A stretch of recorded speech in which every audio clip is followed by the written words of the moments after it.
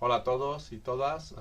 This is the second session, and we'll be looking at some key concepts and terminology that we need to understand the literature that you'll be reading, and also the discussions that we'll be having in the seminars. The module is called Language Diversity, and to begin with, what is a language and what is a dialect, for example, is not a straightforward issue. Okay, it's quite controversial, in fact. As you know, dialects are normally related branches of the same language. That's from the perspective of linguistics, but the terms language and dialect are also used, by lay people, if you want, people in the street, in everyday language, in ways that are not grounded in scientific analysis. And the important thing here to point out is that often the term dialect may acquire a negative connotation. So when you say a dialect, this is a dialect, when many people say this is a dialect of a language, it's a way of kind of debasing the language. It's not a standardized language, and we'll talk about that later as well, that idea of standardization. That negative connotation will also have effects on people's ideologies about language. Okay, you have some examples here. For example, some people called Bable the lengua asturiana, the Asturian language. Some of the people use the term chapurreao, which is a kind of mixed variety of Catalan are spoken in the fringe between Catalonia and Aragon, the two regions. And those of you who do French or who know some French, you know the negative connotations that the word patois has in France as well, and in other languages as well. So for linguists, it's sometimes difficult to work out what the concepts of language and dialect mean. Basically, because it's value laden, as it says here on the slide, and it has to do a lot with politics, history, power imbalances between speakers of those languages. You'll see that in this module I use a lot the term variety or codes, and the reason for that is to avoid the negative connotations, the pejorative connotations that the word dialect has in many contexts. Okay. Again, you can use the term dialect without any problem in linguistic terms as a variety of a language, but again, that's not the way in which many people use the term dialect. Some quotes here from a couple of sociolinguists that really encapsulate this idea that I was telling you about regarding the difference between language and dialect. That again, it's these are, as Susan Romain says, fundamental in social and not linguistic constructs. So it has to do again with power, with politics, with nation building, with who decides what is a language and what is a dialect. And there is a famous quote by a Yiddish sociolinguist from last century, and he said that a language is a dialect with an army and a navy. So basically, if you have a nation state behind you, if you have that power, then you decree, if you like, that what you speak is a language and not a dialect. And again, this is a very European idea, that idea of discrete bounded language. This is French, this is Spanish, this is another language, when the realities on the ground are more messy than that. To aspects and two phenomena pointed out by Susan Romain here are very important to kind of underpin that idea of languages as different from dialects. And these are literacy and the standardization. So if languages are standardized and they can be used in writing, they have been written down, you have literature in that language kind of becomes that variety, if you like, of that code becomes a language and not a dialect. Okay. There are other key concepts in sociolinguistics that will crop up also in the literature. One important one, because again it emphasizes the issue of power among speakers, is the term minority versus a minoritized language. I'll use minoritized much more often because what I want to underline here is the inequities in social and political power. It's not just about a number of speakers that we're talking here. And we'll see many examples, Catalan being, an outstanding example of, a minoritized language and not a minority language, if you like, because of the strength of the Catalan linguistic community in terms of speakers, for example. There's more speakers of Catalan than Danish, to put it, just to give you an example. But of course, the political situation is very different in Catalonia and in Denmark as regards language and other issues. Okay, so it's not just about number of speakers.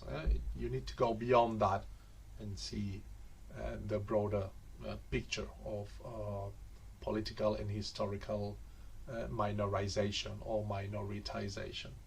Okay.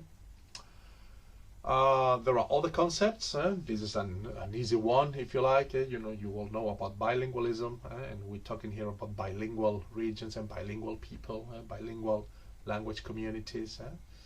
The ability of an individual to communicate in two languages, different degrees of bilingualism, cradle, people who grow up with two languages, incipient and coordinate as well.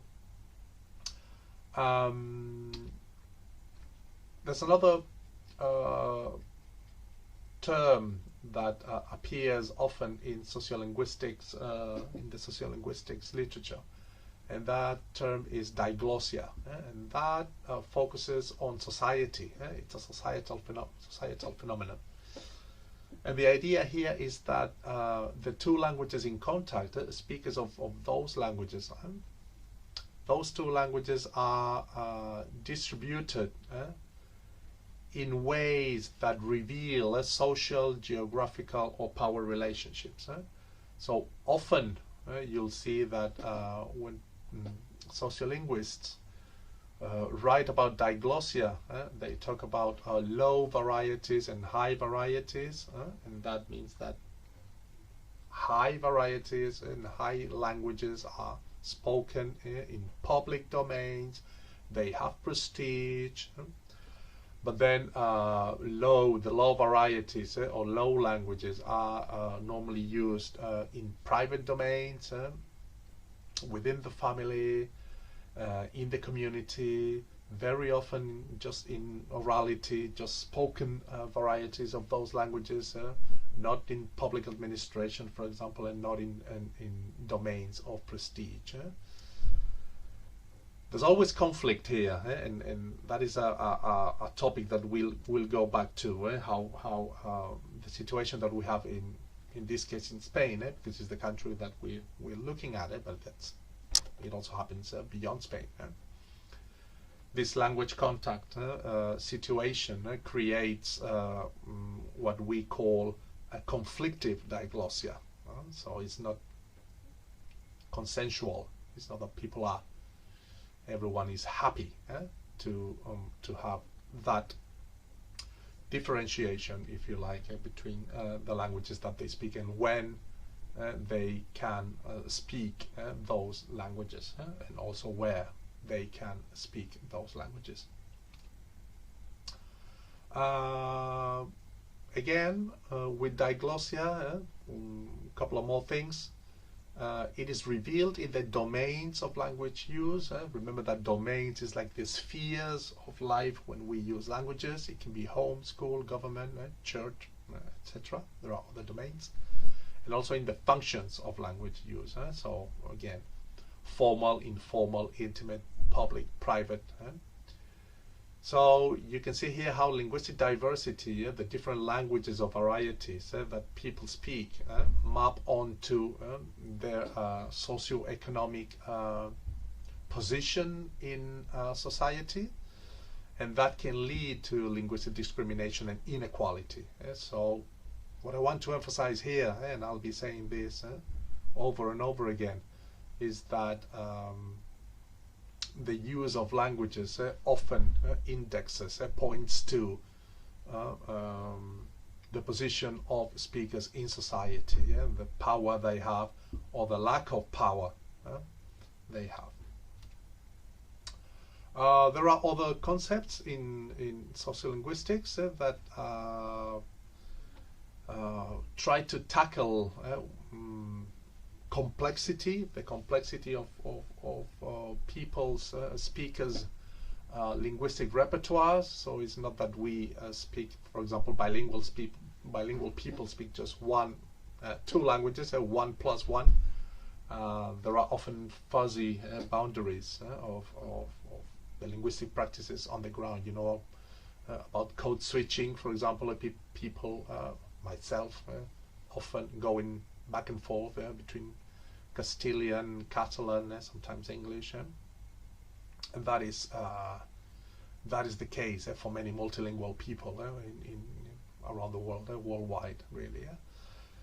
This term here of translanguaging really explores the multiple discursive practices of multilingual speakers. So it's about the resources that people have in the linguistic repertoire or in the communicative repertoire, rather than having this kind of monolingual mindset or even bilingual mindset, as I was saying, multilingualism just as an addition of different languages. It's more complex than that. It's much more complex, more fuzzy, more messy. What people really do on the ground when they speak more than one language. Other disciplines here are important, like not just sociolinguistics, but also, for example, linguistic anthropology. And the areas of interest of this discipline are identity, the way in which languages index different identities. We'll be looking at that in more detail.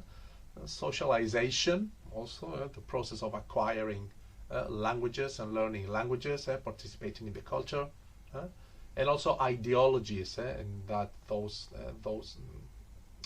terms, all these three terms are also important, and they'll come up again and again also in the literature in the coming weeks. What are ideologies? Values, beliefs, attitudes that we all have about languages, and how these ideologies are embedded within specific historical, economic, and socio-political contexts. And as Catherine Woolard says here, being monoglot, being monolingual, is a dominant ideology in Western countries, but that is not the case in many other parts of the world, as you know, Africa, Asia, and many other parts where people are multilingual, almost by default. This construction of the nation state and one language, one nation, one culture, one people is a very European idea.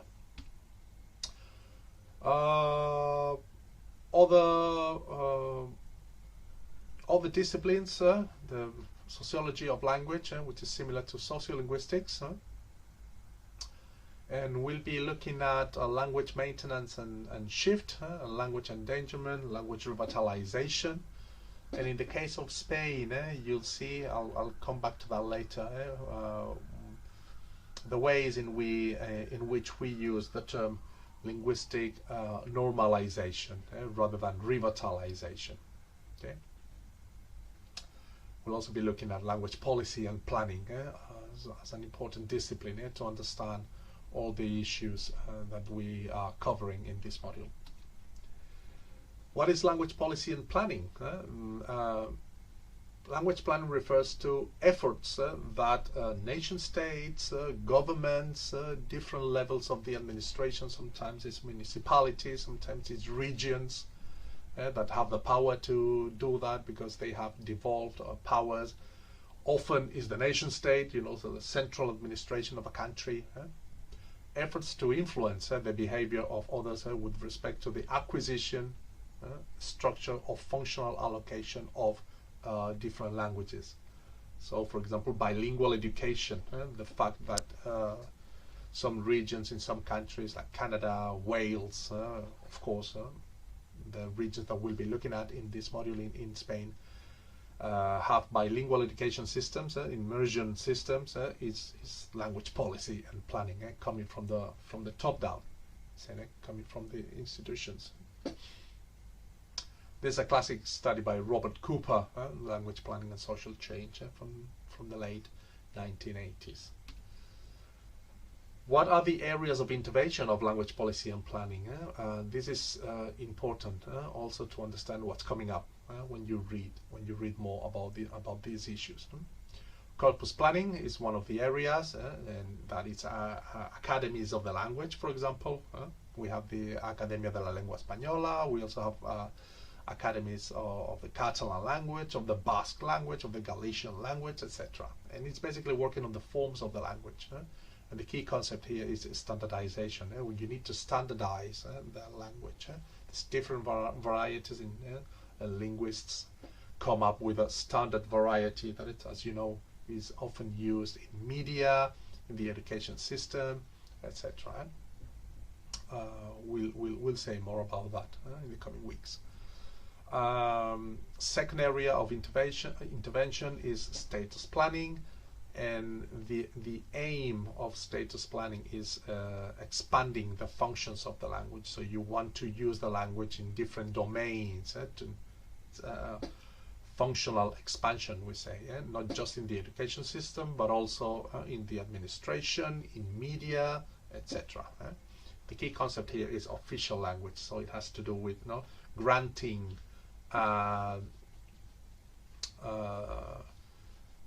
status to one or several languages in a country. So all of these languages become official languages, or as we'll see in Spain also, they can become co-official languages. And the third area is acquisition planning, and that is often synonymous with language in education planning. And normally you acquire a language at home, language acquisition at home with your family and your community, your neighborhood, etc. But of course, the education system is key to spread the use of any language, as we will see that is the case in Spain.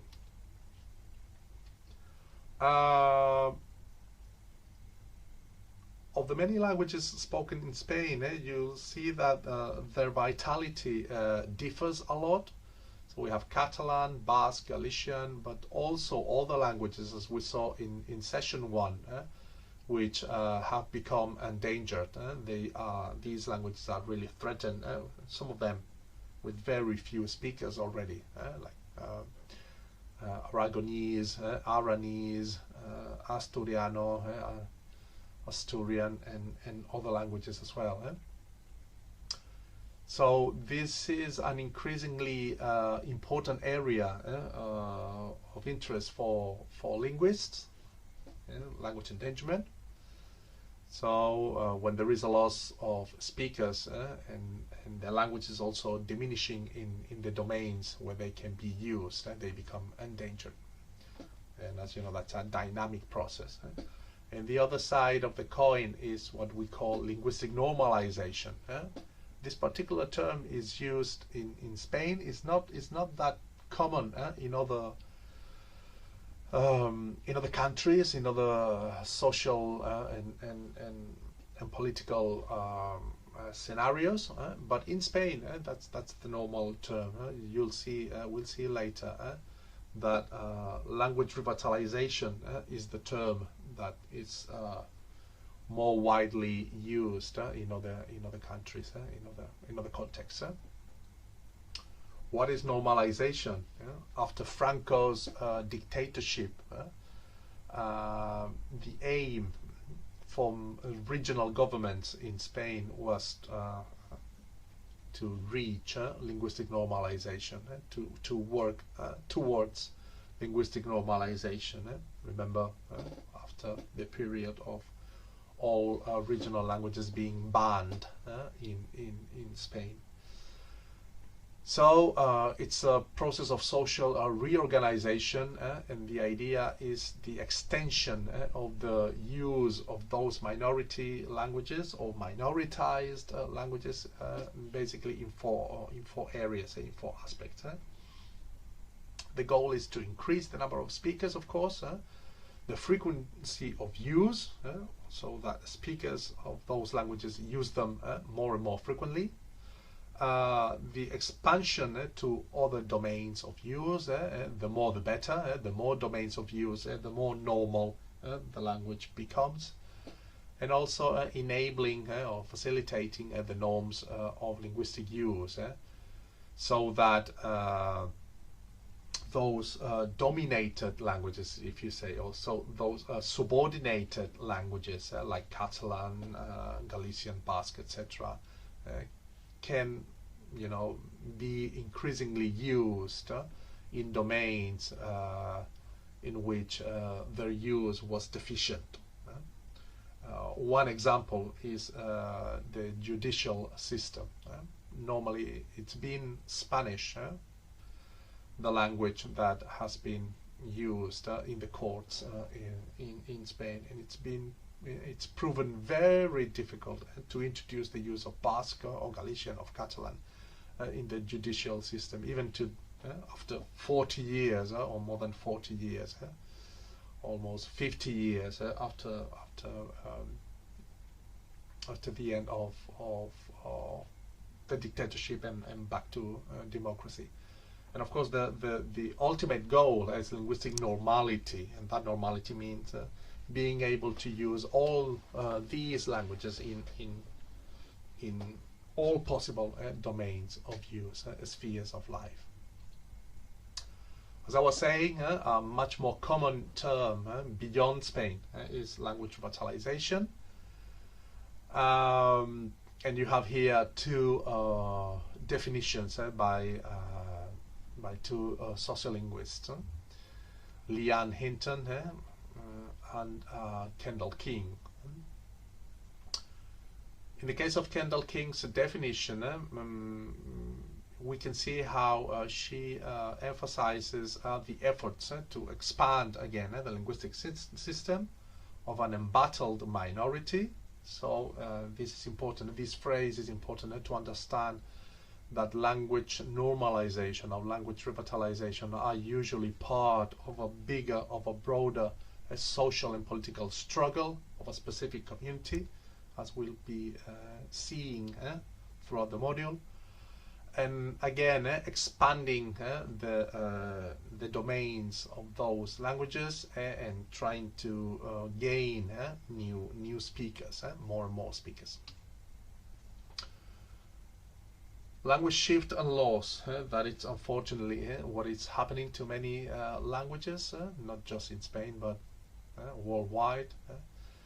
And what we can see here is that the different degrees of shift that we have in different linguistic communities and different regions in Spain, with Catalan, Valencian, Galician and Basque, still quite vital languages with big numbers of speakers.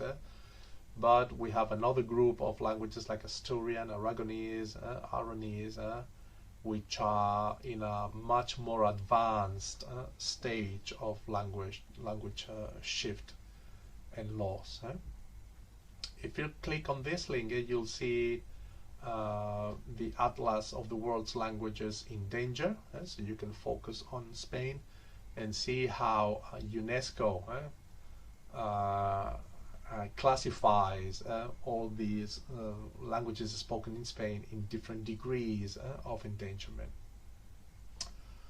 Some more terminology in Spanish is that you'll see again and again. One is sustitución lingüística, which is o desplazamiento lingüístico, and those two terms refer to language shift again, or language displacement or replacement. So that it's a trend that again, unfortunately, as I said, it's ongoing in Spain. Okay. And the last term that we'll be looking and we'll devote one session to new speakers of these languages, of these regional and minority languages. What are new speakers? When we refer to new speakers, the definition of new speakers is people who have joined the language community as active speakers once they have learned the language through secondary socialization. That is important. The two phrases in bold here. One is that they become active speakers after they have learned the language.